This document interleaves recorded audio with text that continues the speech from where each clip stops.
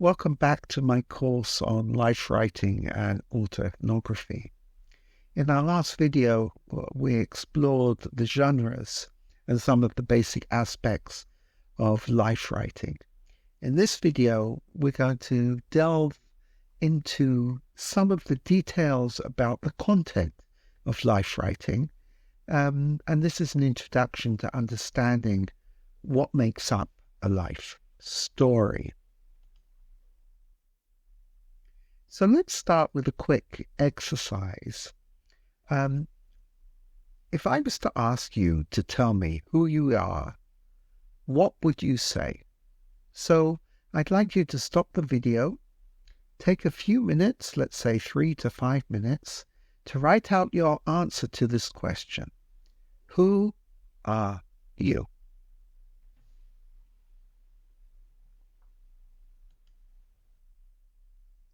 Now, in answer to the question that you've just written an answer to, we have a series of quite standard answers.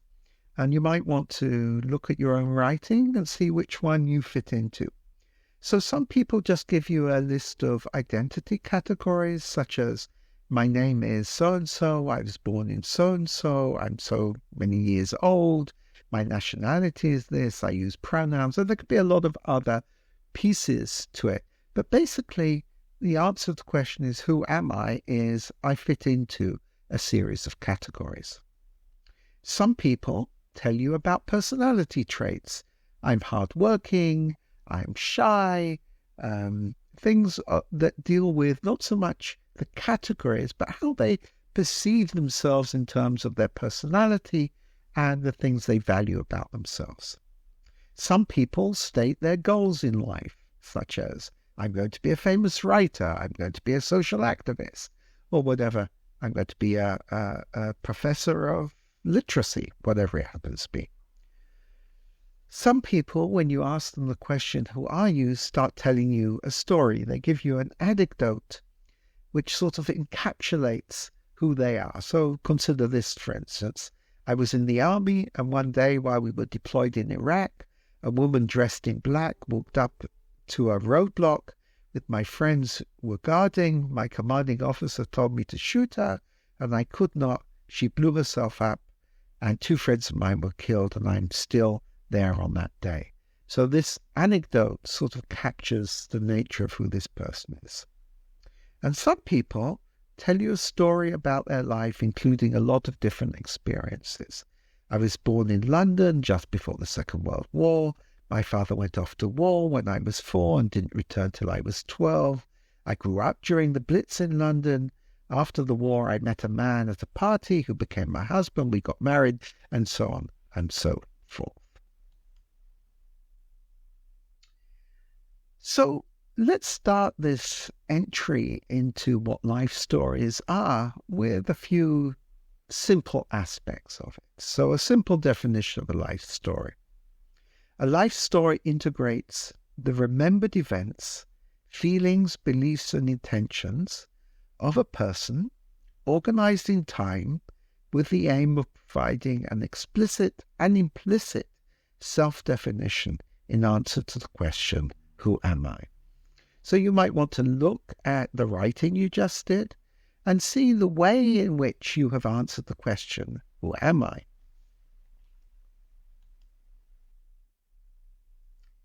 Adams, in a really interesting paper, and I'll give you the reference at the end of this presentation, stated the following.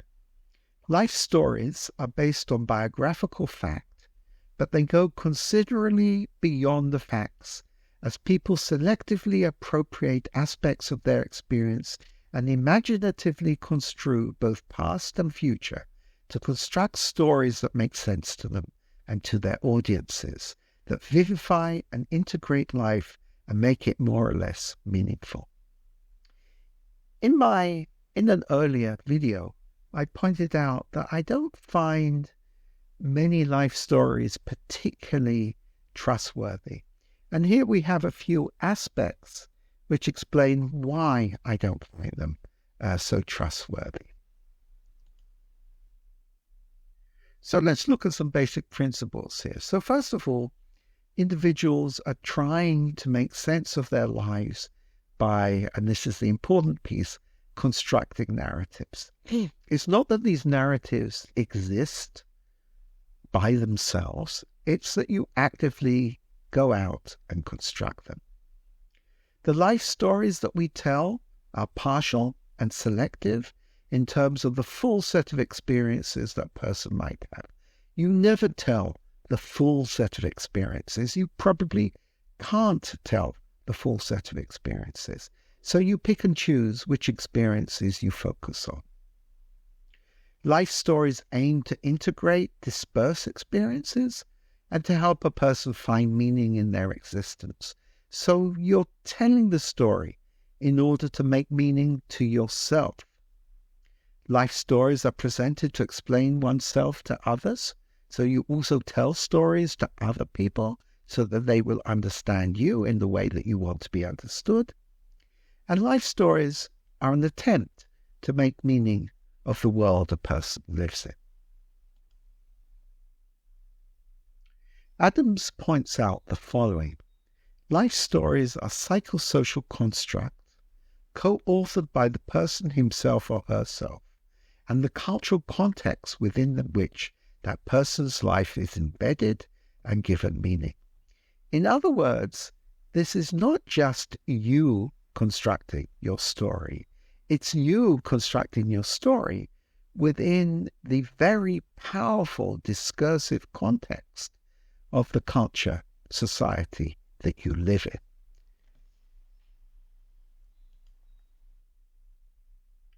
So let's add to our basic principles. First off, and I know this must be somewhat of a shock to some of you at least, life stories are not real. They are discursive psychological constructs. You experience your story as real. You experience it as authentic. But that doesn't make it any less of a psychological construct. Life stories are constructed in and through the cultural social context we live in. There is no way beyond this.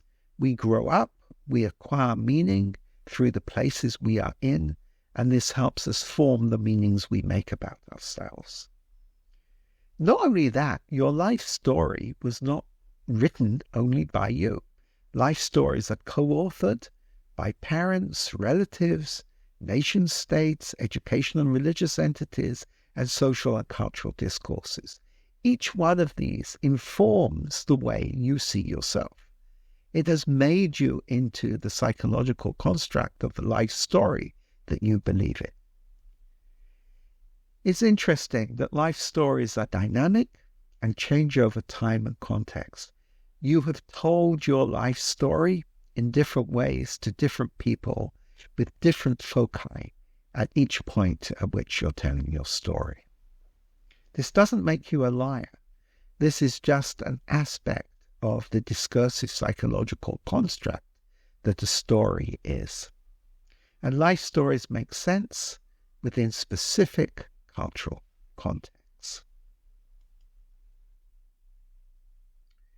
Now, there is a simple structure of stories, which I'm sure you know, but I would like to just review it before we move forward. A story has a beginning, middle, and end, and by the end, it offers a resolution to a sort of complication that arises in the story. This is just a feature of stories, or sometimes what we call good stories. And often this is informed by what we call the just world model, where bad actions receive bad outcomes, good actions receive good outcomes. Life stories have a few aspects which help them to be constructed. And this is a brief analysis, but I think a helpful one. So let's talk about the different types of coherence that make life stories work. First off, and the most obviously, is the temporal coherence.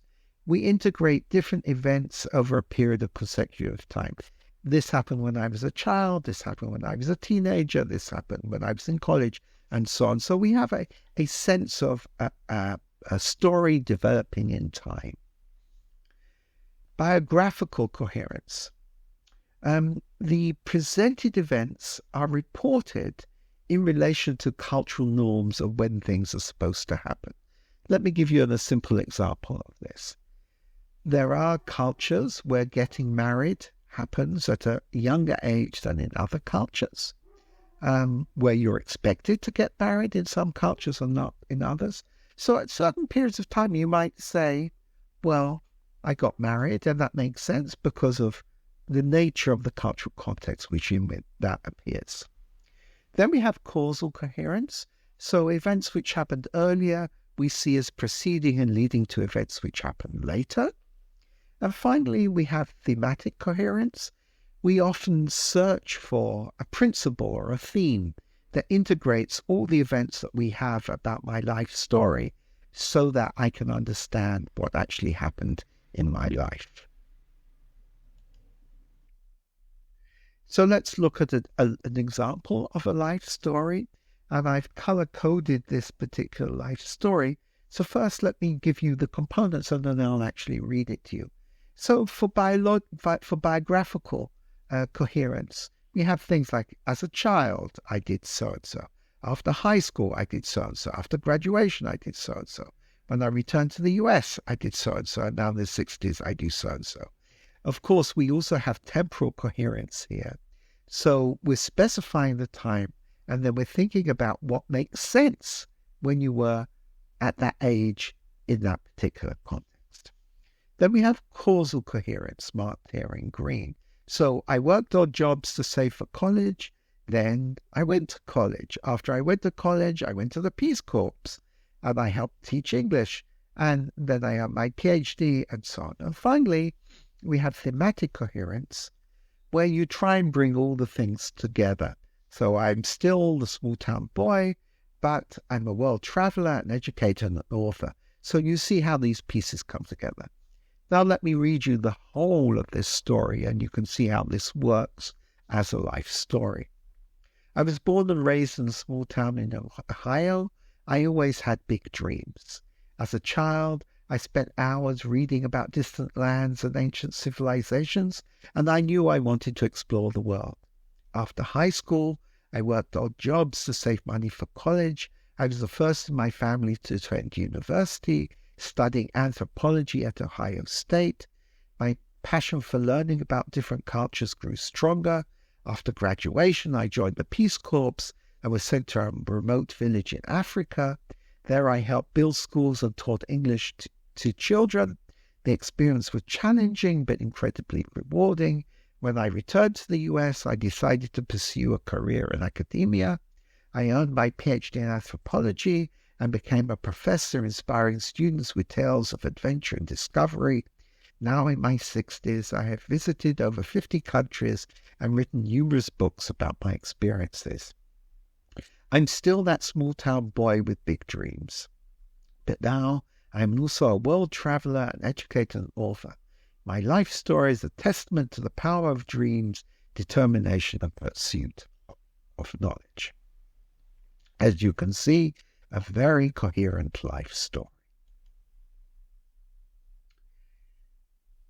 I have trouble with the coherence of life stories. I have trouble with presentational life stories, and I have trouble with the coherence of life stories. And I'd like to tell you why.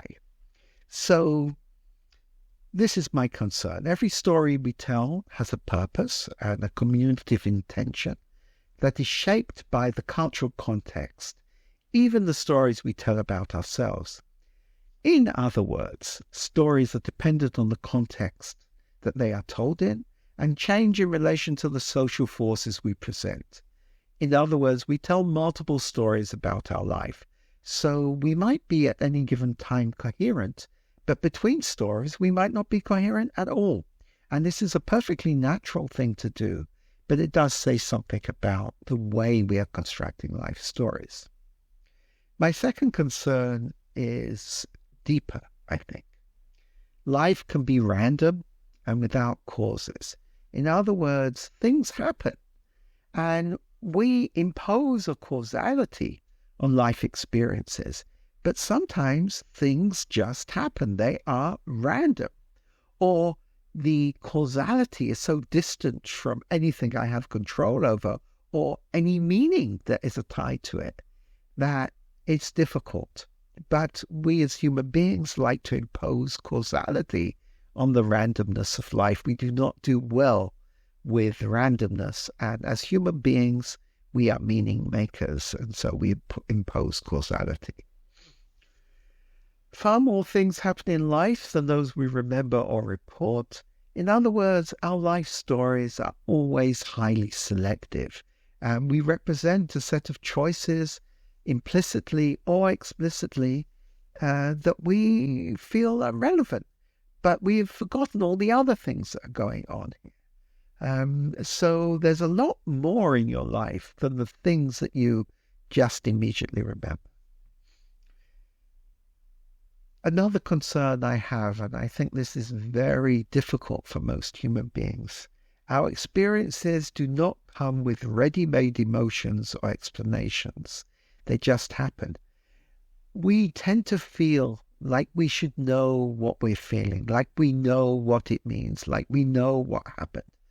But often we don't, and it's a thing that happens. And then afterwards, we desperately try to impose a meaning on experiences. It's often much later after the event itself. So we're really dealing with this problem of living in the world, of being human, that things happen, we don't really know what they mean, and then we come in and we say, oh, now I know what it means. I think the last point is well known to all of us. Many of our experiences and the way we respond to those experiences are contradictory, ambivalent, and confusing. It would be nice to say that I'm always the same person, that I always respond in the same way, that I never contradict myself. But I do all the time, and you do all the time. We impose coherence on experiences that are not coherent. We try to make them into something that they are basically not. That's why I said earlier, particularly in relation to biography, autobiography, and obituaries, that our stories are basically untrustworthy and they need to be questioned, particularly when we're talking about a research method. The reason I like autoethnography, the reason I use autoethnography as a research method, is it allows us not just to present a life story, but rather to question one's experience and all the tricks we play on ourselves to make our lives mean. And we play many, many, many tricks on ourselves to make our lives mean. Now, what I would like you to do is to consider your written responses that you wrote at the beginning of the video in answer to the question, who are you? I'd like you to stop the video and consider how trustworthy is your written response. What issues and experiences have you not reported on? What interpretations of your life are really suspect? It's key that you be really honest with yourself about your answer. How good is your statement about yourself? So take a few minutes, go over what you wrote, and think about all the gaps, all the spaces, all the interpretations, all the additions you have made to your own work. If you want to do some more in-depth reading, here are two references to papers that I've looked at in relation to this particular presentation. They're both excellent, and I highly recommend them for your own reading. And I'd like to thank you for listening, and I look forward to seeing you in our next video.